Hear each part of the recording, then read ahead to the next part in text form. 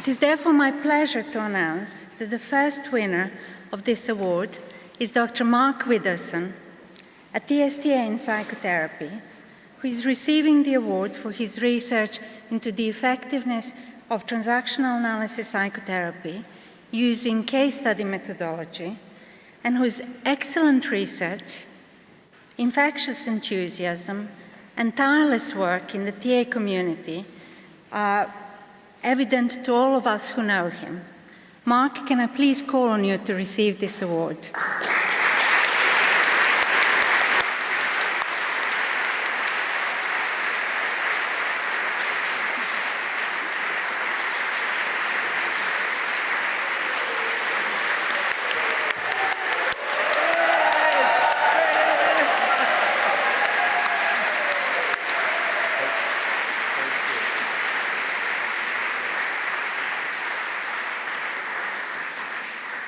Hello everyone, can you hear me okay? Yeah? Okay, so I'm used to big auditoriums, but this is pretty special, so I'm going to take a photograph for Twitter, okay? Yeah? Okay. Wave everyone, say hi! Thank you, thank you. Okay, so I'd like to start by saying thank you. I really can't tell you how much this award means to me. Receiving this kind of recognition is a whole heap of high-quality strokes from my professional community. I got a massive stroke from EATA a few years ago, and now I get this one from the ITAA, and I'm really pleased. Or, as we say in Northern England, I'm right chuffed. So there you go, you learnt a new word. So these high-intensity strokes are because a few years ago I started a journey which has changed me for the better. It's been a journey. Pardon? Slow down a bit. I'm excited. Yeah. So yeah, this, thank you, Charlotte. It's been a journey which has opened up and transformed my career and has taught me a lot about myself and helped me to grow. It's been a journey which has radically changed how I work with my clients. It's been a journey which has required many sacrifices, but which has resulted in much gain. It's now my job to give thanks and say a few things about research. So what I'm about to say is located within a psychotherapy context, but I think if you're not from psychotherapy, you can just do the translation yourself. It's the same thing. You get the idea. I'm all too aware that a lot of people don't really care very much about research. Maybe they think it's boring or irrelevant, or that all the important research has already been done, and that there's nothing new to learn from research. But personally, I think that this kind of thinking is dangerous. These days, hard evidence matters. Regardless of what you think about it, this is a fact of life, and in a lot of ways it makes sense. Agencies which manage public money need to be accountable. Businesses which are interested in profits and financial stability need to know they're making a good investment. And individuals who are spending their hard-earned money need to know that they're getting good value for their money. Evidence from research can help people to make good decisions about spending. Let me put it to you like this. If you were sick and you went to your doctor and they said, we have 2 treatments you can choose from. One of them has been verified time and time again by research and which we know is very effective, and the other has been around for a long time, but there isn't very much evidence for it, although the people who make it like it a lot. Which are you going to choose, seriously? You know, that's how it works. We all know, everybody in this room knows that TA is effective, but that is not enough. The rest of the world need to know that what we do works, and the only reliable way we can demonstrate this is through research. In the world of psychotherapy and counselling, there are many different theoretical approaches to choose from, and some of them have very good, solid, reliable evidence. I imagine the same can be said in both educational and organisational fields. It's not enough simply to think that more needs to be done, because while we wait, other therapies grow in recognition and consolidate their position. Research is not only acceptable to our it's essential to our acceptance, but it is essential to our incomes. I sometimes wonder if most people in the TA world like being marginalised, or if most of you have a script which calls for you to be poor. I also wonder if most people in the TA world don't actually want to have a nice kitchen, or a nice holiday, or a new car. Maybe you all have wealthy partners or families, so you don't need the money. And if that's the case, and you do want nice things, and you do want to earn a good living, then you actually have a vested interest in the development of TA research. If you want to work and you want to be paid well, then you do what you can to support TA research, because it is in your own interest to do so. Although there are some people who would disagree with me on this, TA is a massively under-researched approach. And this is not just my opinion, it's a very broad opinion. A few years ago, in 2012, I set out a vision for TA. I said that I wanted to see TA recognised as an empirically supported therapy by the year 2020. We've made a lot of progress, but there's still quite a long way to go. I understand all the arguments and all the controversies about the evidence-based therapy movement, but it's the model that we have. We're stuck with it, so we have no choice but to go with it. When I started my research, I made a political choice to focus on depression. Now, as we all know, psychotherapy theory is autobiographical, and of course I have a personal and professional interest in depression. But my main motivation was to do research that would have the biggest impact in taking TA forward in the shortest amount of time. So in this sense, I did it for you, for all of you. I also made another tactical choice, which required me to make another sacrifice. I was really encouraged to publish my research in prestigious psychotherapy research journals. Now, I could have done that, and it would have done my career more good, but I decided instead to put it in for the TA community in our journals to allow you to see what we can do, to see a different vision for research, and to encourage you to engage in collaborative research processes. And the reasons... Okay, thank you. So, the reason for this is simple. The TA world is very, very insular. We keep within our own boundaries. I mentioned boundaries. Do I get a point? No? Yes, thank you. So I think most people in the TA world never even look at research from outside TA. And I also imagine that quite a lot of people don't even read the TA research. The articles are all there. They're freely available on the International TA Research and Practice Journal website, and you can read them for free. So effectively, I gave these articles to you all as a gift, and I did that in the hope that other people would join me in starting research. So this award is for my case study research on the effectiveness of depression. The way to be an empirically supported therapy is usually through randomized controlled trials, although there is an alternative route which is entirely through case studies. And it seemed to me that this was an ideal path for the TA community. Oh, thank you, Sabina. This is great. Cheers. Oh, it's gin and tonic. It is. Could I have some ice and lemon, please? So, the work I've done has been complemented by the work of Biljana van Rijn, who's used quantitative methodology to support TA, and also by the Italian TA community led by Enrico Bonelli, who've replicated my own study repeatedly and with a lot of energy. And we can now say that TA is demonstrably efficacious for depression. We can also say that TA has met the basic criteria to be considered as an evidence-based therapy. Case study research is very, very rich. I don't know of any other research method which gives us such deep insights into the process and the outcome of therapy. With individual cases, we can look very deeply into it to see not just how much the client changed, but how did that change come about. And this gives us an insight that you can't get from anything else, I think. And also, I'm a therapist. I like people. I like their stories. And I like to see processes unfold over time. And case study research gives me an opportunity to do research, but still do all of those things. It's just the perfect model for therapists. So, also the case has allowed me to develop a TA treatment manual for depression.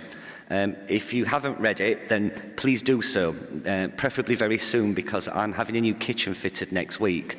And yeah, you guess, yeah, and the sales of the book are paying for the kitchen. So, so the treatment manual is the first evidence-based TA treatment manual in existence. Let me move forward. So we know that TA can be an effective treatment for depression. Specifically, TA has been shown to be effective for treatment of depression in a number of trials in Europe. There's no data so far to demonstrate its effectiveness in other cultural contexts, although there is a group of Indian transactional analysts who are currently replicating the study, which is great. We know that TA psychotherapy can also be effective for reducing anxiety symptoms, social anxiety, and mixed depression and anxiety together. We know, particularly from Bilyana's studies, that TA psychotherapy has comparable outcomes with other humanistic psychotherapies. So far, TA hasn't been pitched up against CBT, but I'm working on it, okay? Just give me time. So, we also know a few things about the distinctive features of TA and what are the qualities of an effective therapist. And this all came from my research. I didn't make this up. These were the things that the clients told me that they liked. So first of all, we found out that TA is a developmentally informed model which supports change in the affective, cognitive, behavioral, and relational domains. Now, most therapies only work on one or two of those, and in TA we work on all four simultaneously within a developmental context of understanding the client. And I don't know of any other approach that does that. My research also indicated a few other factors which were relevant to outcomes. And the first was that clients who are prepared for therapy do better from therapy. In other words, we need to teach clients how to be clients, because when they come, they don't know what to do if they've never been before. So I've produced a few documents about this. They're freely available on the Routledge website, because you're going to go there and buy my book for my kitchen, aren't you? Yes, thank you. But you know, it's all on there. I've produced some short YouTube videos. You can use them, do what you want with them, translate them. I don't care. They're free. You know, they're for you. I gave them for you. If you do want to use them in any way, just let me know, because I'm curious. We also know that the therapeutic relationship is characterized by a combination of challenge and support. The clients in my study were very, very positive about their therapists. And in particular, what they said was that TA therapists were very active in the therapy process, that the therapists were all genuine, open, and emotionally engaged with the client, and were willing to show their humor and personality in therapy. I think that's really good. We were real people, and the clients liked it. Furthermore, we also found that the most powerful changes seemed to take place when clients were engaged in experiential change processes. Now, for this sense, it didn't matter whether it was relational TA, classical TA, redecision. The thing that united them all is change comes about when it's experiential, not when it's cognitive, but when the client thinks and feels at the same time, and when they do something differently. This is how really deep and lasting change happens. So, many, many years ago, before I started research, I had a conversation with Professor John McLeod, who asked me where all the TA research was, and why there isn't more TA research. In fact, actually, this conversation was the one that started me doing research, because I did that thing that TA people do. You know, I started complaining about it, and then I recognized my own discounting. So I thought I'd better do something about this, and, well, here I am.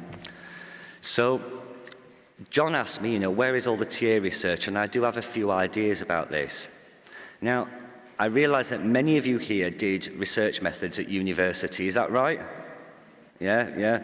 And it was boring, probably, yeah, really boring. So for a lot of people, it's just something they have to do in order to get their degree. But, you know, the fact that you didn't enjoy it then doesn't mean you don't like research. In my view, it just means you were taught badly, very badly. And this is a real problem, because I think if you put people off research when you first introduce it to them, they don't go on to do research after that. They become put off by it. So I really encourage everybody in the room who is a trainer to find new and creative ways of teaching research to your students. And if you can, get people in who do research so that they can see what it's like from a researcher who does research rather than somebody who just learnt it from books. Another reason there isn't much TA research is because TA people are outsiders. We're all a little bit weird, aren't we? You know, like in our own way, we're just a little bit strange. And that's why we like it, because there's lots of strange people, so we don't feel so strange. We all fit in together. And that's a good thing, but it's a strength and a weakness at the same time. You see, TA community developed in private institutes mostly, away from universities. Now, the thing with universities is when you get universities, you get recognition. Now, our CTA is the most fantastic achievement there is, isn't there? I mean, it's an amazing thing. But really, does anybody outside the TA world know what CTA means? I don't think they do, and I don't think they care really. They don't know how much work and hard work and effort goes into achieving a CTA. But the outside world do understand what academic degrees mean. They know what it means when somebody has a master's degree. They know what it means if somebody's got a PhD. So there's something about how we're seen from the outside. It's like we're keeping this secret to ourselves. Why? The other thing is that universities do research, and they do lots of it. The job of a university is the creation and dissemination of knowledge. That's all that universities are about. But the thing is, they do research that gets noticed. And, you know, we have the most amazing organisational infrastructure, and yet we can't do it. We know we haven't managed to do it so far. But, you know, the fact that we're still here 60 years after Burns' death means that we can get ourselves together and we can do things if we join together. So I encourage us to start shifting our energy more towards research. I also would encourage the trainers in private TA training institutes to let their institutes become powerhouses of TA research. Think about it like the sort of production of electricity from solar panels on roofs everywhere. You know, if everybody's doing it, then you can generate a lot of energy very quickly. Now I'm going to say something a little bit controversial. Not really a surprise. So I've already mentioned TA training in the CTA process. And I think it's important to consider the impact that this examination process has on research. As much as our exams are very rigorous, and in a lot of ways we really need to be proud of them, my view is that our exams are like a contraceptive pill for research, meaning that it never ends up happening in the first place. And the reason why is because by the time someone has passed their CTA, they're too tired to do research. They just want to hang out a little bit. And then once they've got their energy back, they then become trainers. And then they get hooked into the whole TSTA training system. And by the time they finish that, they're even more tired or too busy with the demands of their own training program. So their research energy just goes. Can you recognize what I'm saying, yeah? Thank you. It's not just me then. So, you know, we have all of this talent and passion that in this room and in our community, and it gets taken up with climbing to the top of a hill that only exists because we say it does. You know, we need to start thinking about hills that are outside there and start climbing those, I think. And another thing that I think is quite sad about this picture is that people who run TA training programs might find that their recruitment drives to attract new students would be considerably easier if there were more TA research, because more people would know about what we do.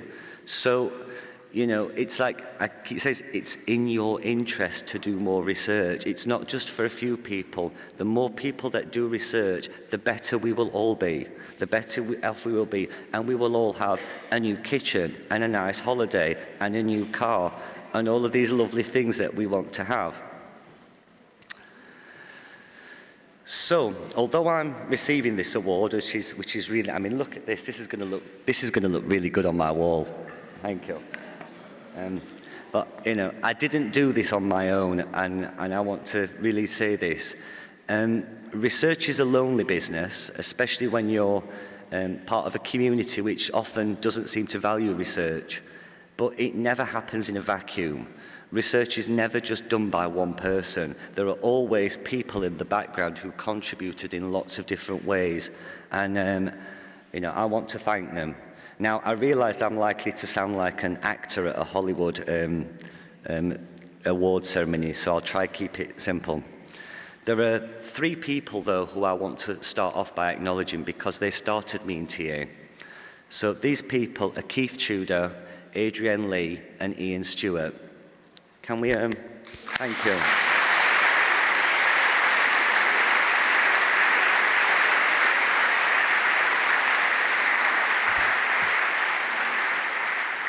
I can see them, they're looking embarrassed at the back, there we go. So, Keith was the first person I met in the TA world. In fact, I met Keith before I came to TA. I met him socially, and he encouraged me to join the TA world. Not only did he do that, but from day one, he encouraged me to think, and to think clearly. And he also got me writing. So in that sense, it's your fault, Keith. You did it. Then I also want to thank Adrienne Lee and Ian Stewart, because they provided me with a space where I could be me, and they gave me acceptance in a way that I'd never experienced before. And they've never been anything other than 100% supportive and encouraging. These 3 people are all very dear friends of mine, but I'll remain grateful to all 3 of them for the rest of my life. So thank you.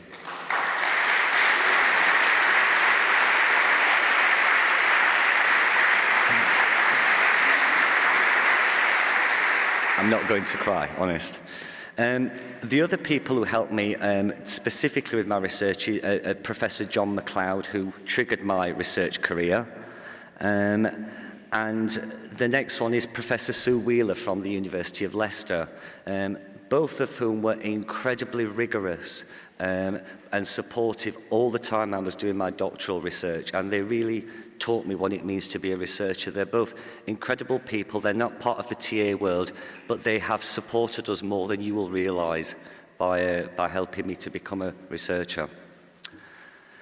Some other people who I think, thank you.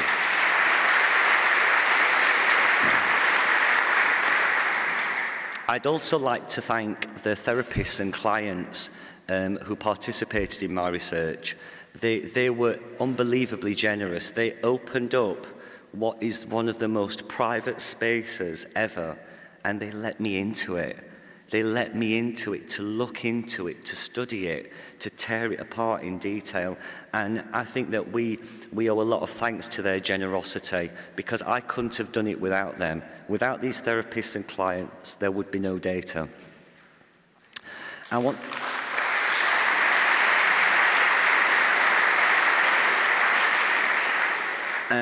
to thank my colleagues at the University of Salford, who've been very supportive and have allowed me to develop my own research interests.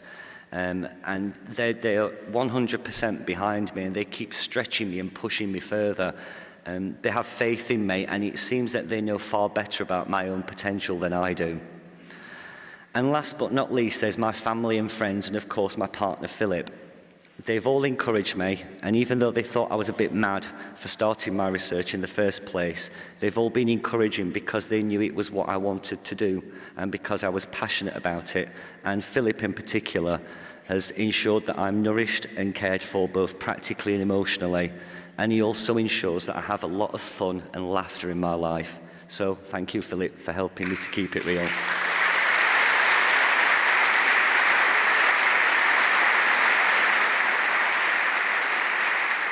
So, there are other people out there doing TA research, and I don't want them to feel left out. So, whoever they are, I invite you just to take a moment and put your hands together to thank all the other researchers as well for what they do.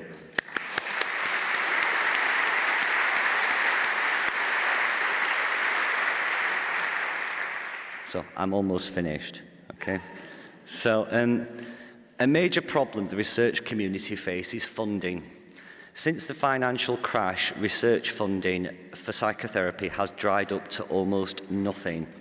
And this is true of research funding, I think, for all fields of TA. The money just simply isn't there anymore.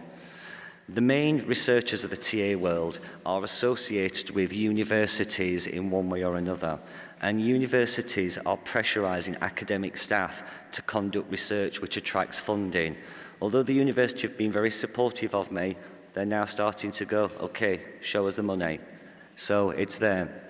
And this is going to make it difficult to do the kind of large-scale research that we need to do. And, I think that although EATA has some money set aside for research funding, it is not enough. It is a fraction of what we need. So in the spirit of TA, and instead of complaining about it, I think we perhaps all need to do something about it. So I ask all members of the TA community one thing. I ask you to donate 1 hour's worth of income per year for research. I don't think this is a very big thing to ask. It's not a lot of money for a lot of you. And if you want to give more, fine. But, if you can't afford to do that, then, find another way to contribute. But it's in your interest. If you give 1 hour of your income to EATA, who I've just decided this for them, by the way, I'm sure they can look after the money and give it to researchers. But if you do that, then I can promise you that it will get spent properly on research. And it will also yield returns. It's an investment in your own future. Think of it like a pension payment, okay?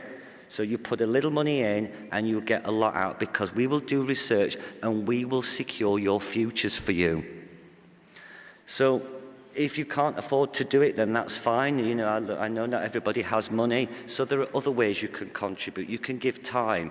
Even if you only have 1 or 2 hours, you can contribute that time by typing up transcripts and other things. I can tell you now, researchers always have a lot of data that they need to process. And if you help us out with it, we will really use your time wisely, and we will be very grateful. The last thing I want you to do is to read the research articles. It's ethical good practice, and if you're not sure where to start with case studies, because they're stories about people. They're stories about the people that you work with, and you can learn something, and I promise you it will enrich your career if you do. If you really don't know anything about research, I'll give you a little tip, right? Read the introduction and then skip to the discussion and the conclusions. Don't worry about the methods. You don't need to understand them if you're not going interested in research. But the introduction, the discussion and the conclusions are where all the meaty stuff is. That's the stuff that you're really interested in. If it's a case study, you'll find something about how the therapy took place. That's also interesting because it helps you to think about your own clients.